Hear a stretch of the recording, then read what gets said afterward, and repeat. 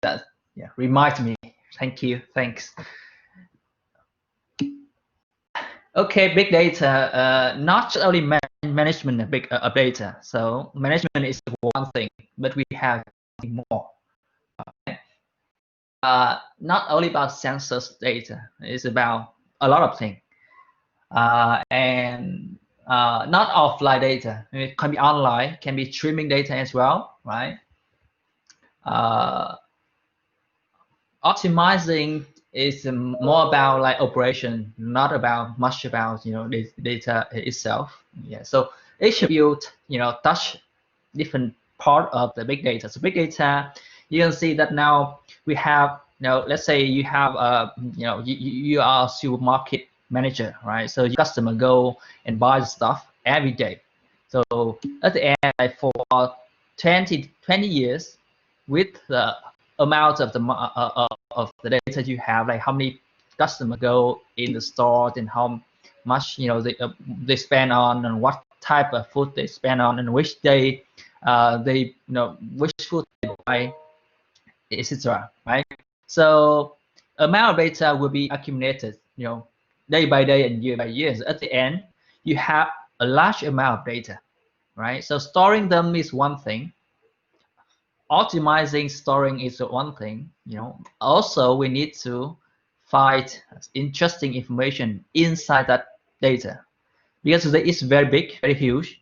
So normally you cannot use one computer to process the whole data, right? Suppose you want to see like in which day, on which day of the year, in which day of which month of the year, broccoli will be the best seller, the best thing to sell in the supermarket, right? So you cannot just like, you need to process the whole data in 20 years to find the patterns, right? So you cannot do it with a single computer. You need a stronger mechanism, stronger powerful algorithm to deal with that. Not just a computer, but maybe you need to involve more computing resource, like multiple computers, right? So storing is one thing, but at the same time, you need to find a way to process a large amount of data that you already store, right?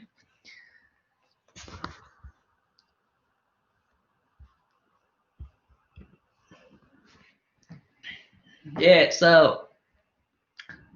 so here we go to the definition of big data. Actually, we don't have a formal definition of big data. So different people and different organizations, because they have different view on big data. Suppose we are working in education, right? So big data for us is about like how to analyze the studying data so that we can optimize the teaching and learning, right? But for other people, they find that okay, they just care about storing data, right? They don't care about processing data and optimizing the data, right?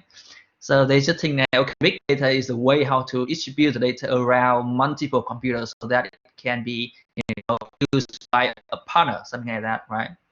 But in generally, we can see that big data refer to the data that has a big size beyond of the ability to store and process if we use just traditional computers.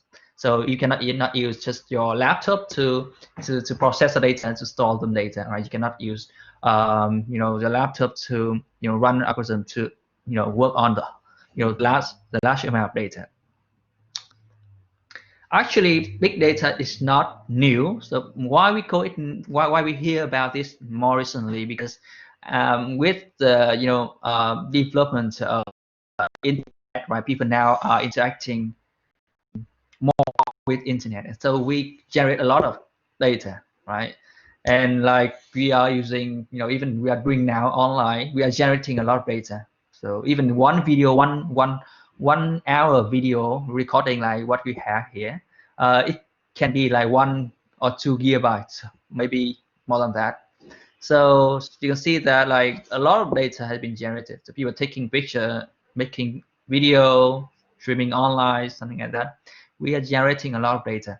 So people say about how to process that large amount of data. So that's why we hear about that. But many years ago, we also have the big data phenomenon. right? So let's say in 1980, so in the US they decided to do the the census. So they make a survey for like 50 million people. So they collect a lot of data. So that data is also very big. So not just only now, right? At that time, the data is already big, and they need to find some way to to process the data. So they use very basic techniques at that time, right? So they use tabular system, and later on when they find some computation machine, like to use punch card. So the punch card is an earlier programming system. So you know that in order to make the computer work, right, you need to write instruction to let the computer work, because the computer is talking in their own language. Computer talking in binary language, 0 1 0 1 0 and 1. So binary language. So everything we are seeing now, right, in this slide, like the letter, the colors, everything is encoded in binary inside the computer. Right? What we see here is just interface between us and the computer. But inside the computer, what is talking is 1 0 and 1. So at the beginning of the programming era, people use bunch card to do programming, which means that you have a card. In the card, you have some area that you can put a hole in this, right? So if you put a hole in that area, which means that it will be value 1.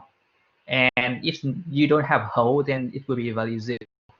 So in the punch card, people will put the light, through the punch card. So every hole will, will let the light go through will be value 1, and will, with the light go through, it will activate the electrical circuit, and will let the electric go through. So it will be 1. And if the hole is not, this area is a hole, then the light will not go through, and then it's 0. So when you write a command, say the computer do this calculation, like let's say 5 plus 5, you cannot write here 5 plus 5 equals something. You need to put it into a punch card. It's very, very difficult, right? So that's the early way to do programming. And at that time, they need to write a lot of punch card. And of course, because you programming, it can reduce the time to process data, right? So instead of having more 7 years, it can reduce to 6 years. Still a very long time, right? But that is like 1890, not now. Now is faster. So for big data, we have for big data we characterize it into 4 V's, actually 5 V's, but 4 V is more compact representation of big data. So 4 V's mean we have volume, velocity, variety, and value. So we will go through one of them. So volume mean the size of data, right? The size of data you have. So as I say, the computer encode everything into binary system, right? So we have a 0 and 1, 0 and 1. So they combine them. So one value, 0 or 1, we call it a bit. And each value of them, we have a byte, right? So we have a byte, we mean 8 value of them. 8 of them will be a byte. So each which represent 2 values 0 and 1. So 8 of them will represent 8 power 2, 2 power 8, 2 power 8 values, which mean like I think 8 power 2 will 2 power 8 will be I don't know, something. Anyone remember? 2 power 10 is 1024. 2 power 8 is for I don't remember. You can calculate it. So yeah, 2056. Yeah, that's great. So that is 1 byte, right? 1 byte can represent 256 values, and that's great. Yeah, I don't know why so I'm so slow with it. And then we have like 10 power 6 byte, which is a megabyte, and 10 power 9 byte will be gigabyte, and so on. So see that if you want to store more information, you need more memory, right? So you need more storage, right? So the volume of the data, the size of data in terms of byte, megabyte, gigabyte, or terabyte, etc. And the velocity of the data is the amount of data you get in unit of time. So we can call it like the data volume in an unit of time. So let's say Google, right? They can generate, a hundred thousand terabytes a minute or a day. So that's the way we define the velocity. It's the amount of data coming up in an unit of time. So you can see that like in YouTube, you can they normally these numbers are quite old, not up to date, but several years ago, YouTube can generate like they already have 2.78 million videos views in in 60 seconds, which means in 1 hour, in 1 minute, right? And in Google, they have 2.4 million search query in just like 1 minute, and so on. So that's we call it velocity, right? And the variety, type of data that we can have. So here, so normally you can say the data can be a video, the audio, text, right? Can be like something else, like can be multimedia, combining between video and text at the same time. Like you have video and then you have subtitle with it, and also you have a large chunk of text data. But this specific type data, right? They divide them into 3 types: structured data, semi-structured data, and unstructured data. So structured data means you can see how data are organized, right? So let's say you have a table and all the data are put into a table, then it is structured data. But the data is, if you have data but like in the table, but inside each cell of table you have a complex data, let's say a large paragraph text, then we have a semi-structured data, which means that the combination between structured data and unstructured data. So unstructured data is a type of data that you don't know what information for, is for which label. Say you have a video, right? So everything just go through all the frames and image and and sound. So this you don't know that at which point you have what information. Also, we have a text. So let's say you have a text about a trip to go to America. So in the text, there's a lot of information, but you don't know exactly how to where is information about, let's say the price of the flight to that place, or like the name of the destination you are going to. So you need to read the whole text, right, to find out where the information is. And when you have another text, you need to read it again to find the information, similar information. So we don't know exactly, before we have text, we don't know where the information. Right. So that we call unstructured data.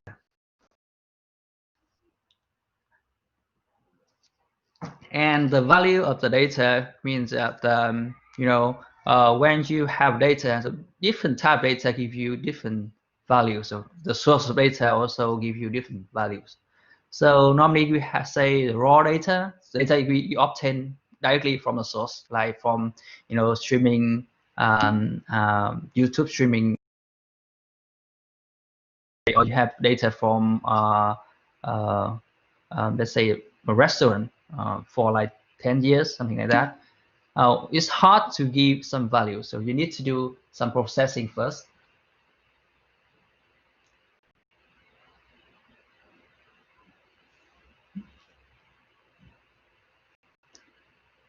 Yeah, so big data source, where you can have big data. Any idea?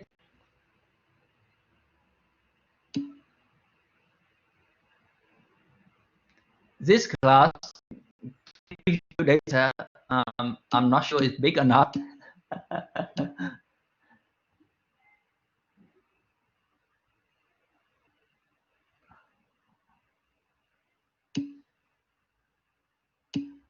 Yeah, so yeah, if you keep chatting like this for like the whole day, maybe we can have some, some big data.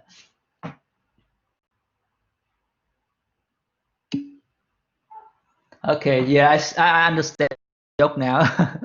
Yeah. Yeah, bank system, that's true. What else? Social media, right? So let's say social media, they have millions of users. So even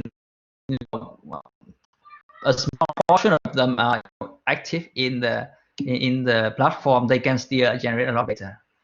YouTube, yes, that YouTube, medical data as well, yeah. So yeah, NASA, they have a lot of sensor and a lot of satellites. They collect a lot of information, for the universe. So actually, that is very huge, right? That's exactly big data. Yeah. So Taobao, Amazon, some online service, online shopping service. Yes, they have a lot of data. Okay, cool.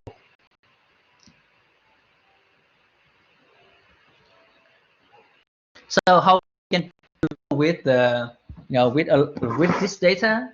Normally we can do like a lot, right? So if you make business with this, we can, let's say, we can use data to analyze to see which marketing strategies should we implement so that we can optimize the business, the profits, or it can help science as well. So suppose we have a lot of data collected from the from North Pole and South Pole, right? From in the forest and in the sea, we can combine all the data to see where how the effects of the environment change, right? So it's also, or we like in data science that we are studying now, we can see that even we can collect a lot of research results from other people to see which direction of data science that we should focus on, so that we can to be top, to be ahead of the race, so better than other countries. So in order to work with big data, right? So how to store it? Normally, you cannot store in one computer.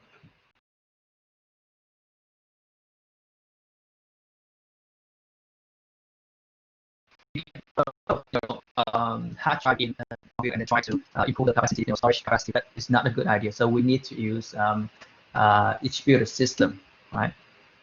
So we have like Hadoop distributed system, or we have Amazon cloud system, etc. That's where you can store a large amount of data. So at the beginning, we have a database which is called relational database, right? So we have a system called relational database management system that store the data. So that's where people normally store their business data, etc. But with the data, more data is coming. You cannot just like put all information, all the data into that system. Because why? Because you cannot predict when the demand for the data is the highest, so that you can put more storage resource to improve it. Or this is a lot of variable for you to plan the capacity of the system. And when you want to manage the storage, it's very hard. Like let's say you have in the data, right, is too large, and you need to improve it to improve a system to store new data. Then you need to buy a new hard drive and put it in the system, right? It takes a lot of time. Like you need to buy it somewhere and then wait to get it delivered and then put it into the system. And also, when you want to upgrade a system, it will take a lot of time, right? So people moving from traditional solution using one single centralized relational database management system into a cloud system. So it gives you more flexibility. So we create elasticity, which means that when you want, when you have a little demand, it will give you a little resource. So you only need what you only pay what you need, right? So suppose you start your own company and then you have a database to store your customer information, information about your customers. And normally you just like at the beginning your number of customer is small. You don't want to spend a lot of money to to build a large database, right? You just want to save the budget, so you will buy enough storage in the cloud to store the small number of customers. But later on, when you have more customers and your business grow up, right, you can easily upgrade your storage in cloud. It's harder if you have a centralized physical storage system in your own office, right? It's harder because you need to update and need to do a lot of maintenance. But if you do that in mid cloud, it's easier, faster, and more flexible. And also now the trend is they don't want to store everything in a relational database, right? So they have a new thing called NoSQL, which means that you don't need to store everything in structure, in table. Normally before you need to put everything in table, and then you store the table in a very large computer. But now you don't need to store them in a table. You can write it in any form, right? You can write the data in any form, and then it can be stored in a format of key values. And we call it a NoSQL, which means that structured query language, right? So because we store data in a table, when you want to query data, we need to write in a structure. We call it structured query language.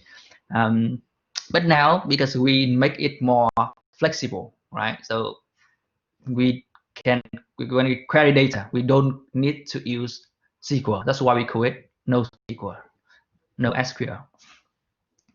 And data can be stored in key values pair, right? So that you can have to can have system to do parallel computing. You can compute the data faster and easier. So here you see the whole structure here, the whole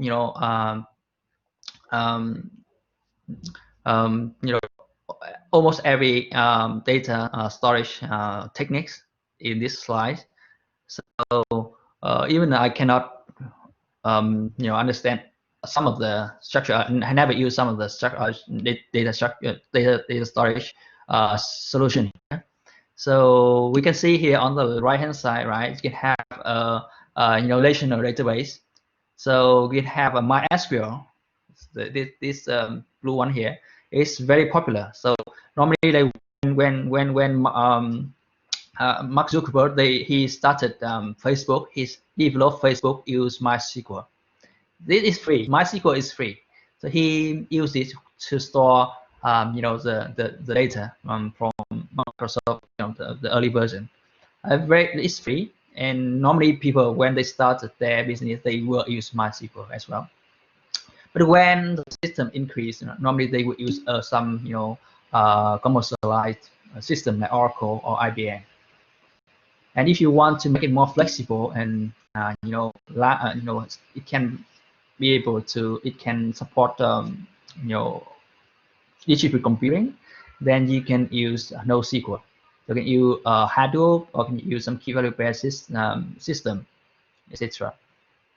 However, the NoSQL one has not been standardized.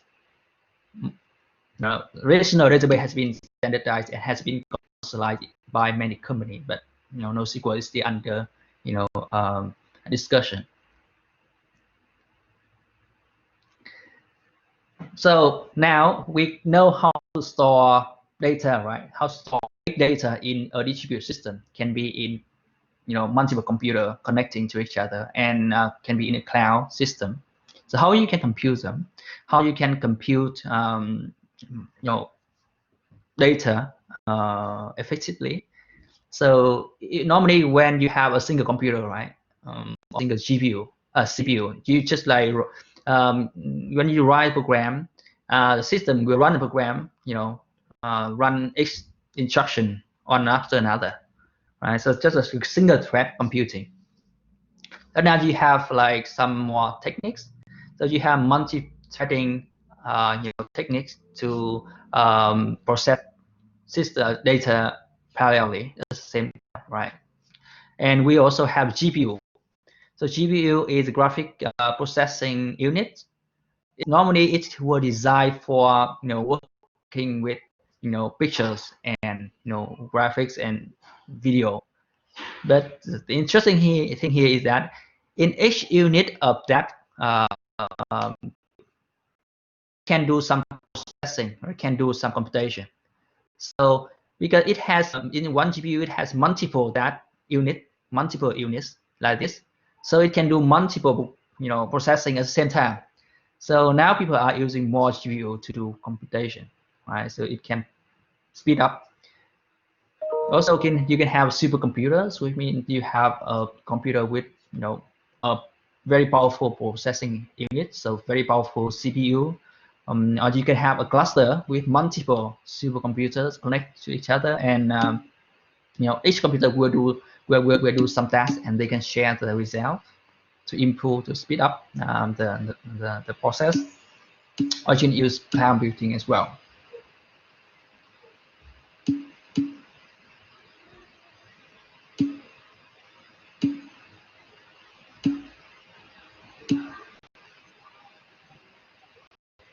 The video of this. Okay, let me. Okay, I will stop the video sharing to make it faster.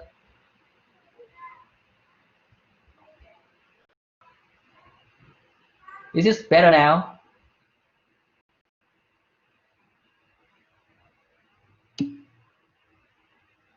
Like okay. it. All right. Okay. Cool. All right.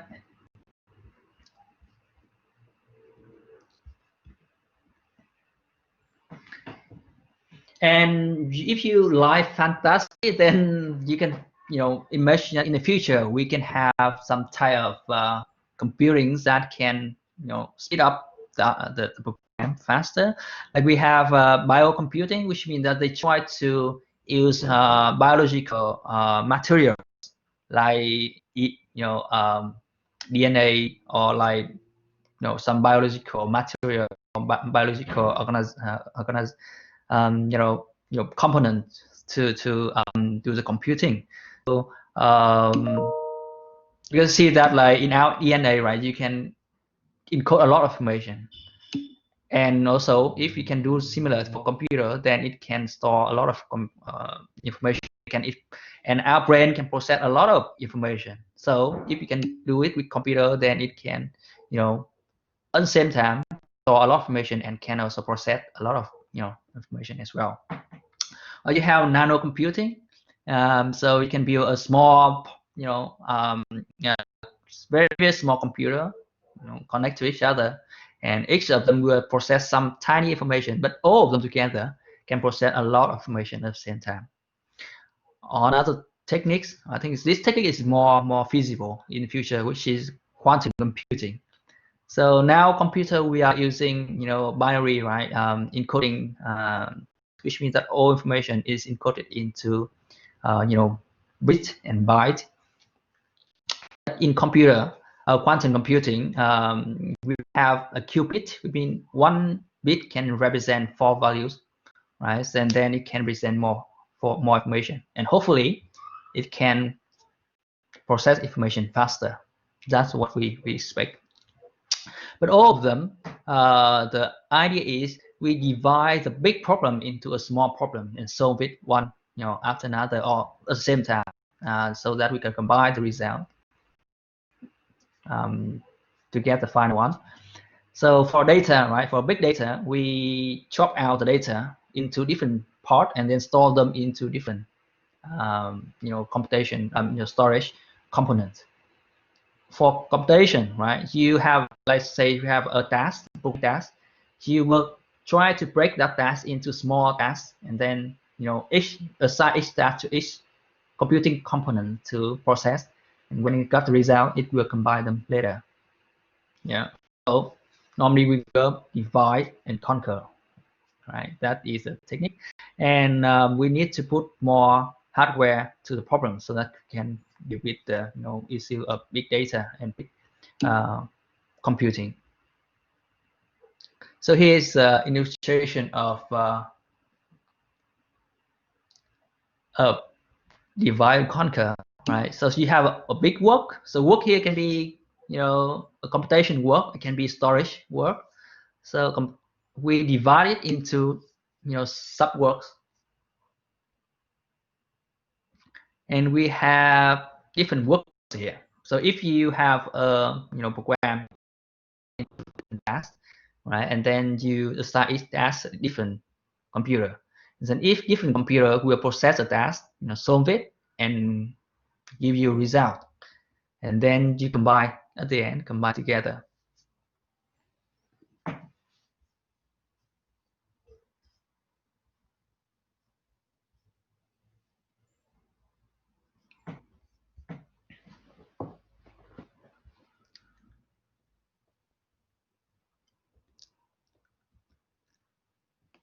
So here we took, we partition, right, the tasks, and we combine them. So that what we mentioned earlier.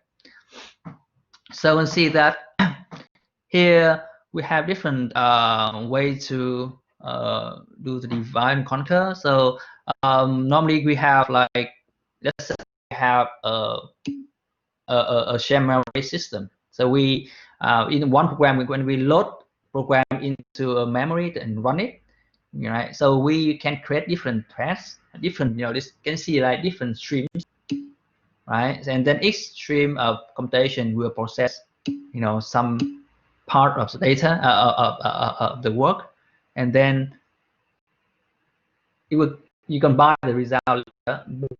Remember that when each part of the task may have some result that the other task will need to process further. So that's why we need something called message passing. So one task, when they are processed, they will generate some value, and then this value will be sent to another task, so that these tasks can use that value to process further. So we have 3 types of design patterns for parallel computing here. So we have master and slave, right? So the master will have a big task and then assign, divide it into subtasks, smaller tasks, and send it to slaves. And then we have a producer consumer. So producer consumer patterns that it will work in this way. So we have different you have big program, and in program we break down into small tasks, and then these tasks will be processed locally, and then when it has a result, it will send it to another computing component to process further. So it will play a role of producer and consumer at the same time. And the third part is the working queue. So here we have like different computers will process some information, and then after that we will put into the queue, and the other computer will pick the task in the queue and process it later on.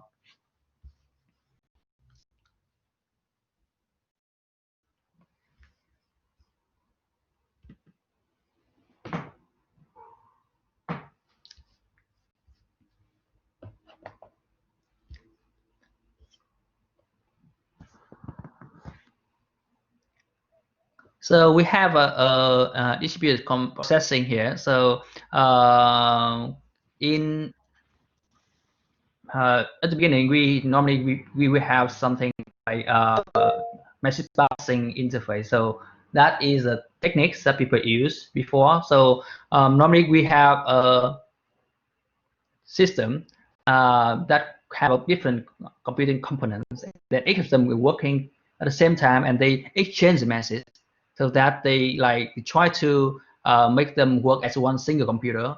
But each of them will work on different tasks, and they can send result, exchange it with each other so that they can solve, the final problems. But now that technique is very very not optimal, right? Because when you send the message, it will make the the communication overhead, so it will slow down the whole process. So now we have a new technique called MapReduce, right? And also streaming computing. So MapReduce reduce the complexity of this message passing idea.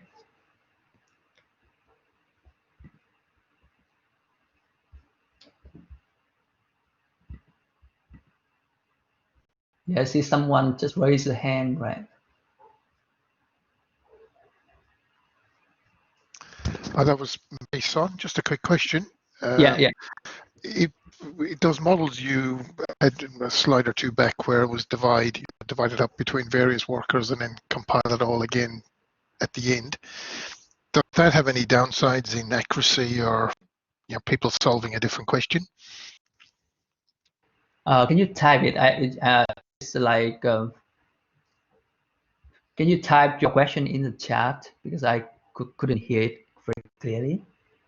How do I take it?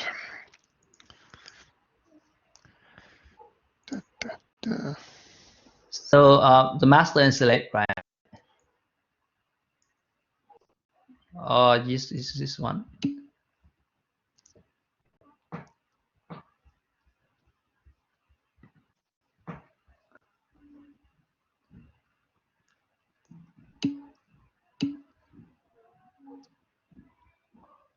How does dividing work between workers?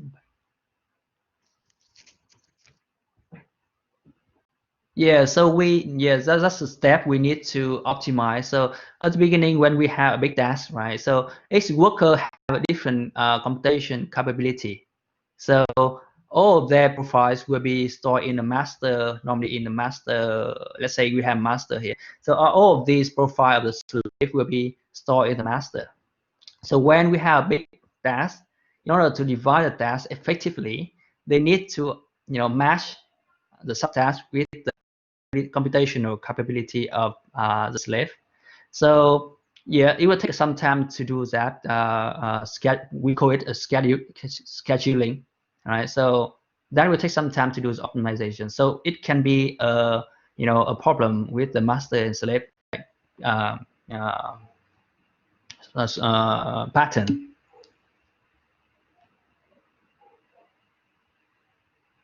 Many programming language have, many programming language can do. So if you do Java, so in Java you have bthreads.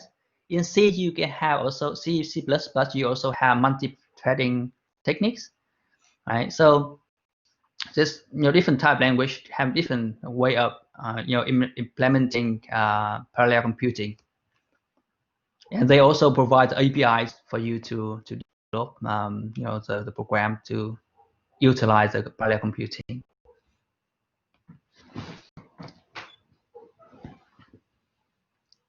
Okay, so let's go to MapReduce. Yeah, so before going to MapReduce, just go to the motivation, right? So in order to process big data, normally we don't, scale up, which means you don't want to put a lot of computing resources in one single one. Instead of that, we should have like scale out, which means you use different computer. And we move the processing to the data, so we don't like deal with process the whole data, but we deal with different part of the data. So we'll go to later on to MapReduce to see how it works. So before we have MapReduce in some distributed frameworks we have now, like Spark or Hadoop, they usually have two things: distributed storage and MapReduce. So MapReduce is responsible for computing, computing, and storage is responsible for storing the data.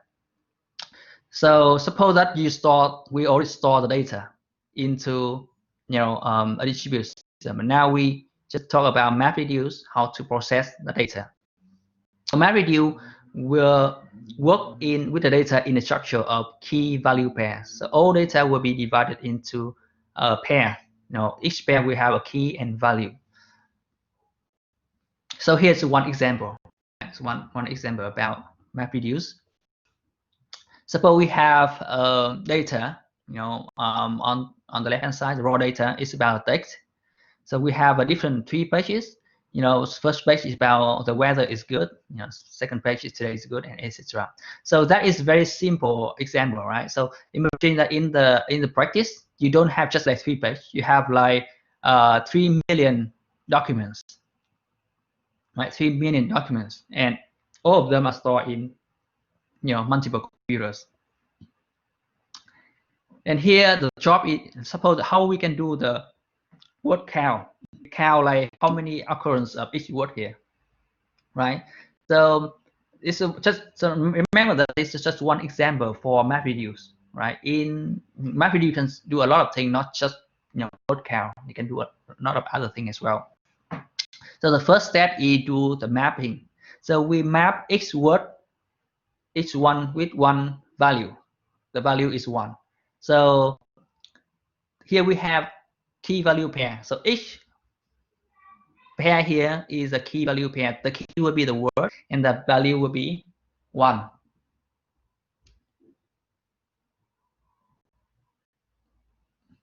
Right. So we have different computers. So here's one box here represent one computer. So we have 3 computers.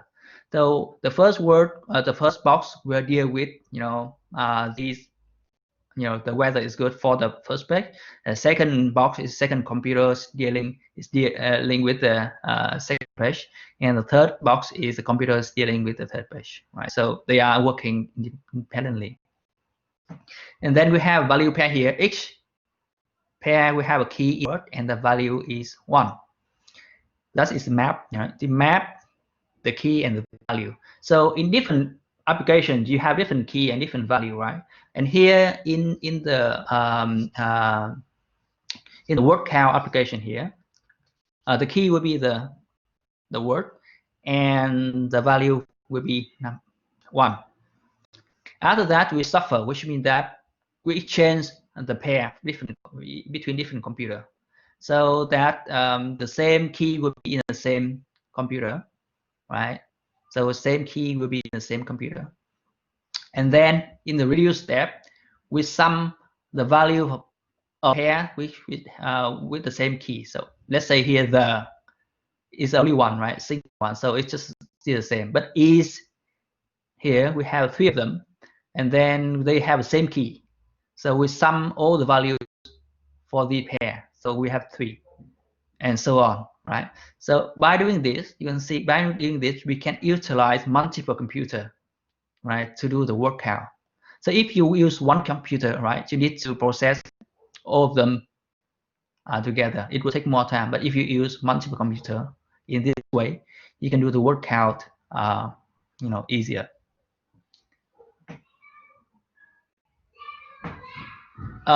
It's not a sort here. We don't sort in this one poll. We don't. If you do that, it will take more time. Sorting is very complex algorithm, and it will take more time. So here it's not just not only sort. So we just combine, like putting the key value pair with the same key together, right? So that the computer can process later. So you can say group, yes, you can say group, but you can say group, that's okay. But the formal term is suffer, because why? Because we can exchange the key value pair from one computer to another. So let's say E is here in the second computer and now move to the first one. So process taking the first word in the raw data and placing it.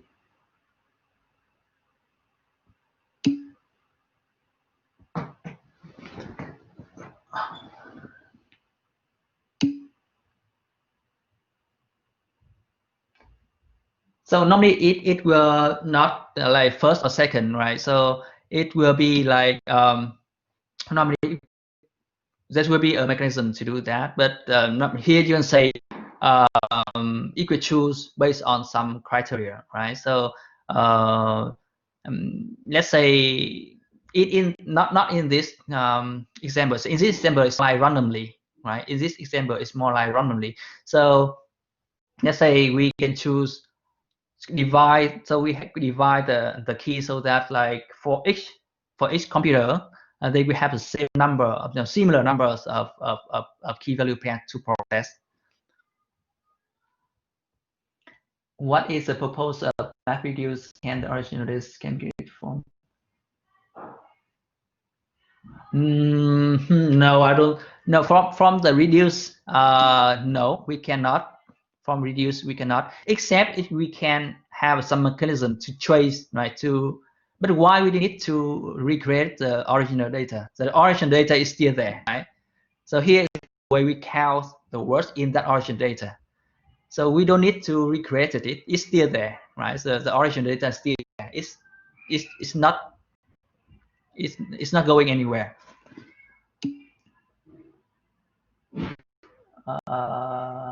How does move the word between computers? So they have same value one, but they move based on the keys, right? They move based on the key. So the key here is the word, right? The key is a word. They just like every word is, right? Every key with the word is will go to the first computer. Every pair with the key whether will go to second computer. Every pair with the key would will go to the last computer. The mechanism to choose which one to go to which computer based on normally they will it will be up to the programmer. So it's not like it's up to the programmer. So some programmers say some programmer do it randomly, right? So it's just like how divide the keys into like 3 groups, divide the key into group, and then just make the and then just send the group into different computer.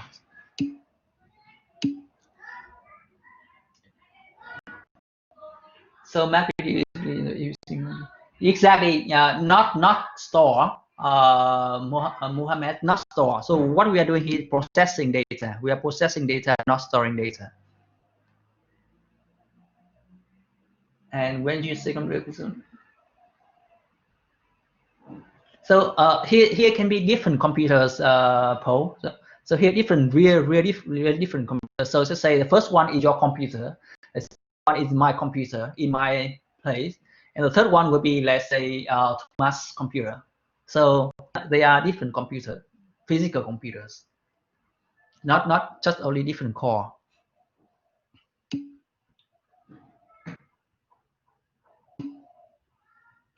Just cutting it down so that there's I couldn't understand your question, Cyrus.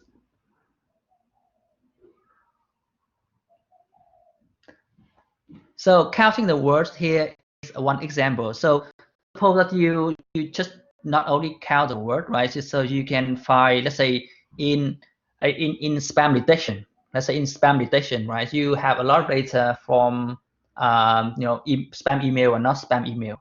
So in order to predict which email is spam, we need to know that okay, in spam email, which word appear the most, and in not spam emails, which word appear the list, etc. right? So that is just processing the data. Or maybe in the restaurant, right? You can see like, okay, the order, which food will be ordered more than the other.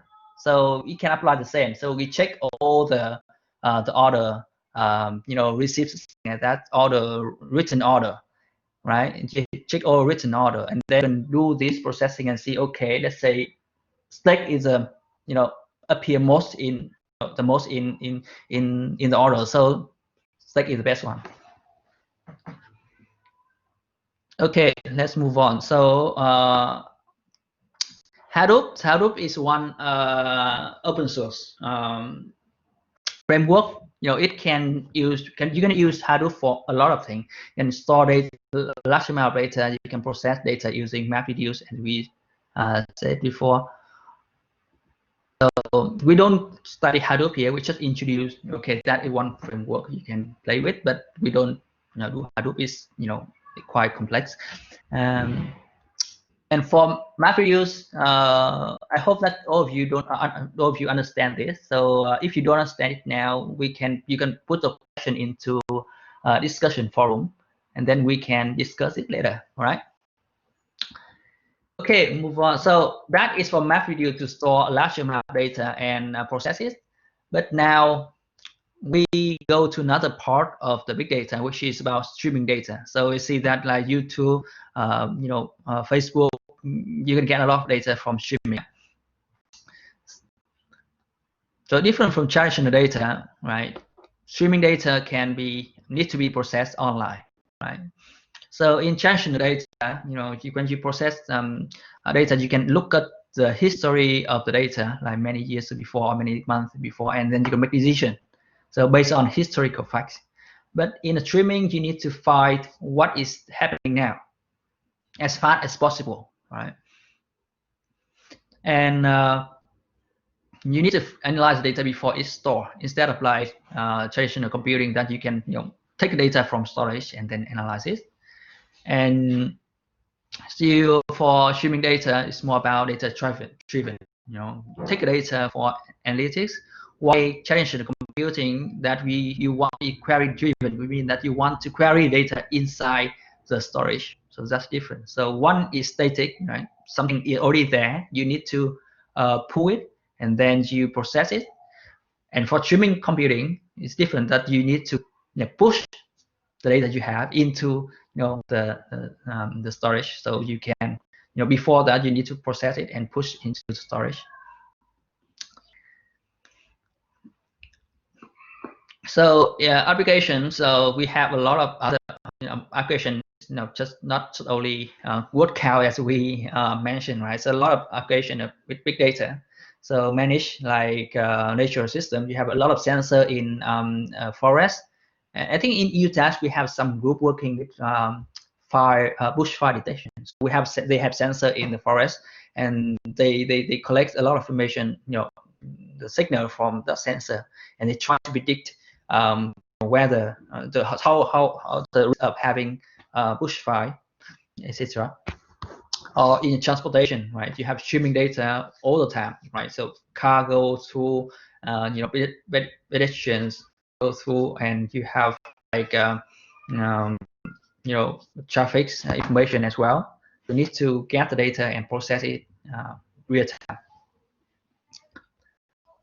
So in order to work effectively, then we have a lot of computers work together, and each computer will do some processing parts. But here the thing, we need to process the streaming data, not just only the static data. So when we have a streaming data coming up, right, so the computer would divide the data into different part for different tasks, and then it send different parts to different computer. So even though one computer can receive the task or the data from different source, and because they have their role is process the data for some specific criteria. So they will do it for all the source. And when the data is processed, it will send the processed data to another to further processing. And at the end, it will store data into a cloud or in a system, a database.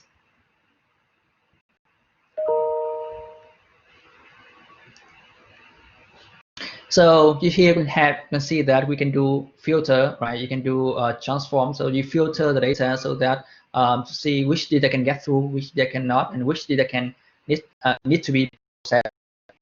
And then we transform data into the format, and that the other computer can combine the data to process further. And in advanced data science, we need something called annotation, which means that we label data. So let's say here we have let's say go back to spamming application, right? So we need to annotate which data is spam, which email is spam, which email is not a spam, and we do training a model so that we can classify for a future whether the email is spam or not. But it's just for one example, but this one can work for different application as well. So just a quick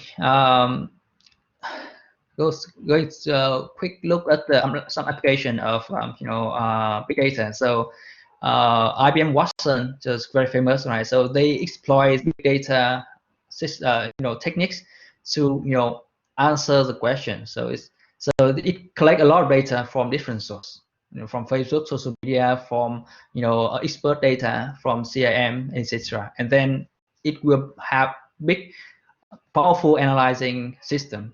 So when it have a query, a question, it can find exact answer for the question. Or in healthcare, right? In healthcare, we have big data system can help to reduce the burden of a doctor. So it can collect a lot of data from the sensors, and then analyze the data, and then can help doctors make a decision better.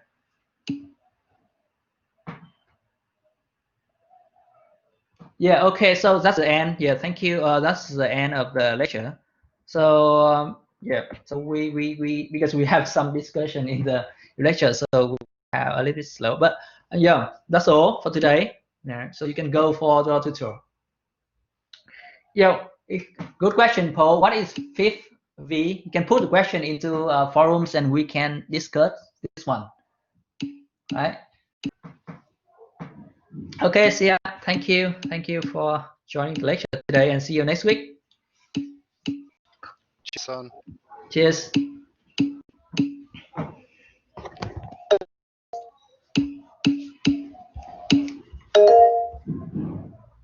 Yes, what question, Muhammad?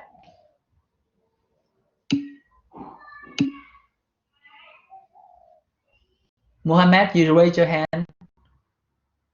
Okay, maybe just a mistake. Okay, see ya. Bye.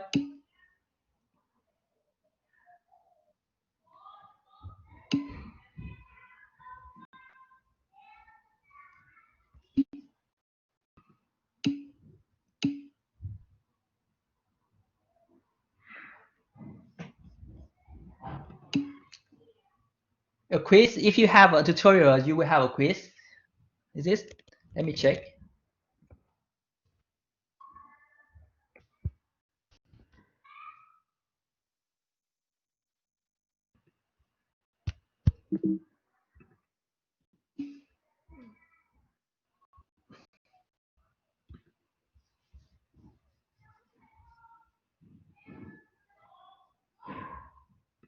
Check the time, Muhammad. Check the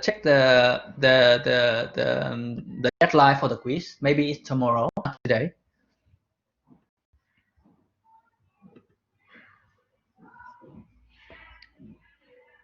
Muhammad, maybe check the deadline for the quiz. I don't see any quiz today. Let me check. No quiz today.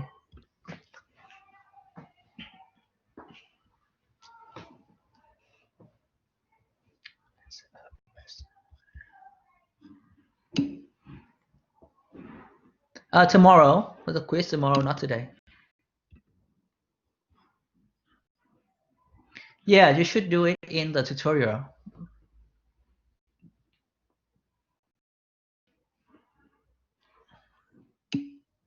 Okay. Any other questions?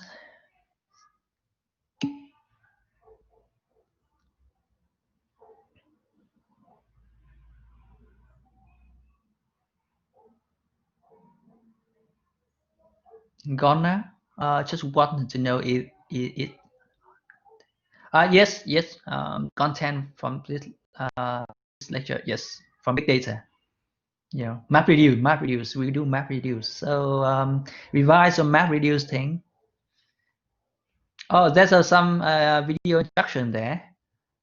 Right. If you check Milo in the content, you can see some video instruction for the tutorials. Yeah.